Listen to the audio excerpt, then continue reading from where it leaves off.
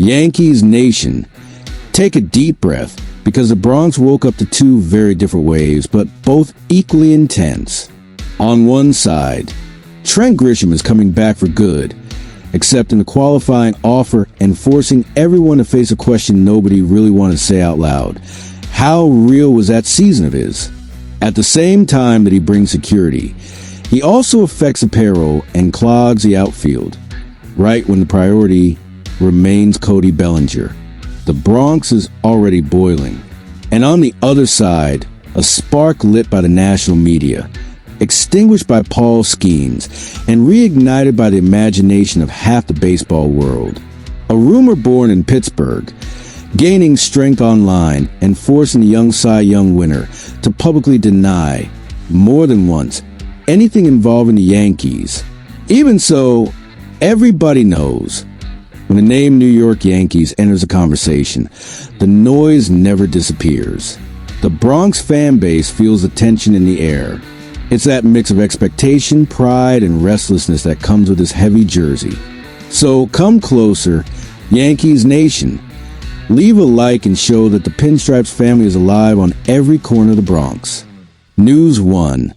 Trent Grisham returned to the Yankees on a one-year deal that hits the Bronx like that chill down the spine every fan recognizes. The team is coming off a season full of questions, heavy pressure, and every move now carries double the weight. Accepting the qualifying offer brings security, sure, but it also brings that uncomfortable silence, because nobody forgot that 2024 was the best year of his career, and the Bronx always want to know if that was real momentum or a passing mirage. And in the middle of all this tension, one detail made everything feel even more electric. Even with Grisham back, Cashman made it clear that the priority is still Cody Bellinger. The fan base took that as a direct message. And what came next, nobody expected. When Grisham accepts that multi-million-dollar offer, the central fact hits hard. He's not just coming back. He's coming back taking up space, money, and responsibility. It's more than $22 million committed. And that puts immediate pressure on him and on the Yankees. The move doesn't block the pursuit of Bellinger, as Cashman explained, but it exposes a tension every fan recognizes. The outfield could become an expensive puzzle if the plan doesn't land right. And that ignites the question that echoes through the Bronx. Can the Yankees really balance talent, money, and logic, or are they opening the door to another storm? Behind the scenes, the reaction is complicated. The fan base is split. Some believe Grisham can repeat that breakout. Others only see the risk. The front office give the impression to try and keep every door open at once. And the roster feels a movement, because every player who arrives or stays reshapes someone's role in the outfield. It's that familiar Bronx climate. Hope mixed with distrust. No exaggeration here. Everything stays within the facts. But the emotion is real. Grisham's return reveals exactly where the Yankees stand, in a moment of emotional, strategic, and identity rebuilding. And from the outside, you can almost take a breath and think, this move feels like one of those crossroads the Yankees have walked before. It's the type of decision that could either deepen the roster or expose structural flaws the Bronx never tolerates. The Pinstripes jersey demands, and it demands heavily. Grisham arrives needing to prove that 2024 wasn't an accident. The pressure is already in the air, because here, either you raise your level or the level swallows you. News 2. The Bronx was already tense when the story broke. A young, dominant pitcher, a freshly unanimous Cy Young, and suddenly a report surfaces saying that Paul Skenes, inside the Pirates' own clubhouse, had mentioned more than once a desire to play for the Yankees. In the middle of an off-season full of speculation that hits like dynamite, and even more when Skenes himself rushes to deny it, not once, but twice, making it clear he never said any of it. The media pushes, Pirates fans hold their breath, and the Bronx. Oh, the Bronx smells that scent of future that always makes noise. And what came next, nobody expected. The central fact hit the league like a shockwave. An anonymous teammate saying Skenes wanted New York.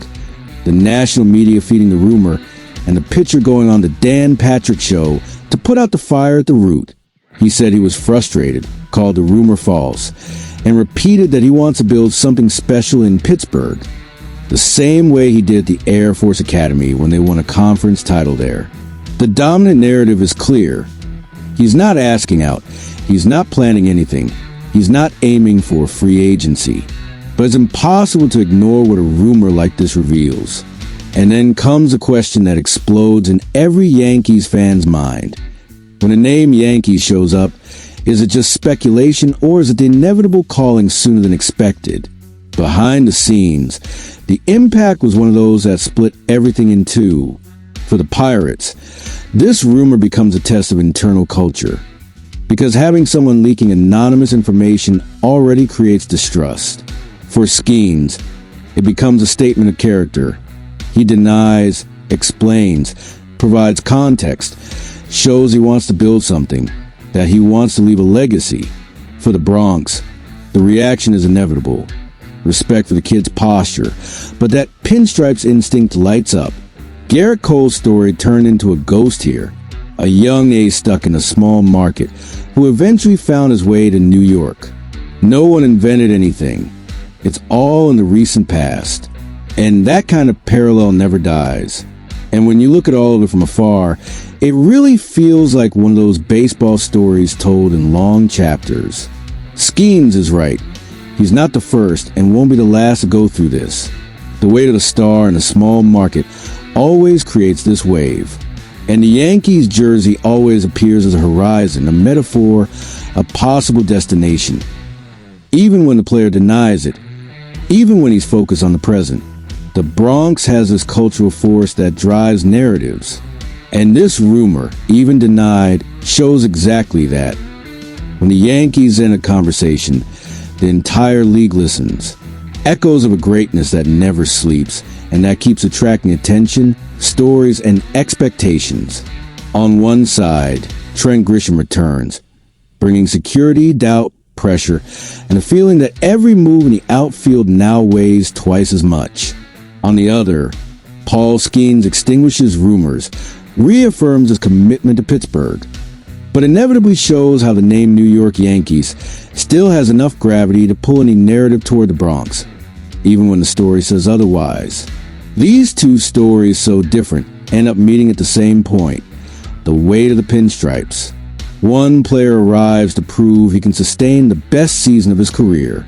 The other crosses paths with Yankees media attention unintentionally, simply because he's too big to go unnoticed.